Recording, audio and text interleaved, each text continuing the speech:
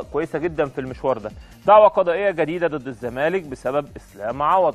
اسلام عوض يعني الحقيقه عامل ازمه ما بين نادي امبي ما بين نادي الزمالك، ولكن المهندس محمد بدري بيحرك دعوه قضائيه جديده ضد نادي الزمالك بسبب مستحقات صفقه انتقال اسلام عوض الى نادي الزمالك. ده من يناير 2012.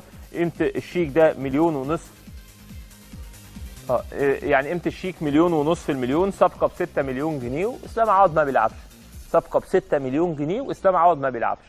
حاجه الحقيقه غريبه، يعني قضايا، شيكات، فلوس، صفقات بالملايين، ماشي، يعني هو راجل نجم وراجل لعيب وكل حاجه، بس هو في النهايه انت دفعت ليه في كل الرقم ده؟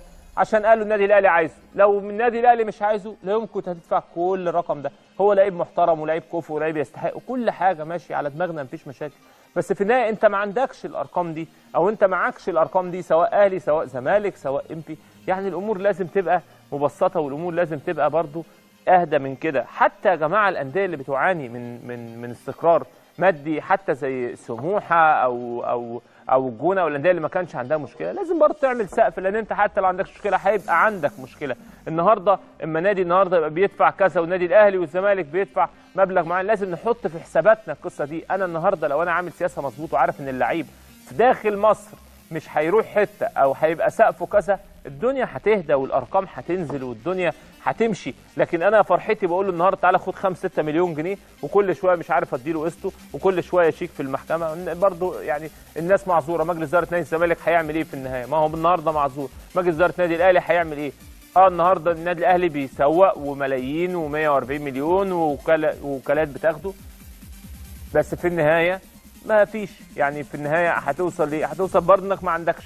وبعدين اللعيبه نفسهم يا جماعه بمنتهى الصراحه بيبصوا لبعض. استاذ ممدوح عباس قال كلمه محترمه كانت عجبتني، قالت انا اول ما رجع الحقيقه بعد حكم القضيه الاخير ده، قال انا نادي الزمالك ينقصه عداله في التوزيع. النهارده ازاي عندي لعيب بياخد 400,000 مدشدش الفرقه، وعندي لعيب بياخد 5-6 مليون جنيه يعني موجود؟ طب ازاي؟ هيلعبوا جنب بعض ازاي؟ كل الناس هيطلع تقول لك اللعيب عرض وطلب وده ما ينفعش. انا كل ده والله عارفه، عشان ما حدش يطلع وينتقد ويقول يا جماعه قولوا زي ما تقولوا، بس دي السياسه لو حطيناها نستريح. لو اشتغلنا بنظام ان ده سعره والصراع عليه وده اللي هيحييني ويموتني، لا. اثبت التجارب الاسماعيلي ماشي كويس بفرقه خليط ما بين الشباب وما بين الناس الكبيره وما بين الناس الخبره. نادي الزمالك ماشي السنه دي لاول مره في تاريخه بشكل الحقيقه ممتاز جدا، بشكل منتظم جدا، بشكل هادي جدا. انتصارات 7 من 7 لحد دلوقتي، كله يعني زي ما بيقولوا فول مارك، يعني جايب الدرجات ان هي في كل الماتشات، كل ماتشاته ب3 بونت، ومحوش في النهايه نجم بملايين او محوش ارقام بملايين. برضه بناخد دروس يعني.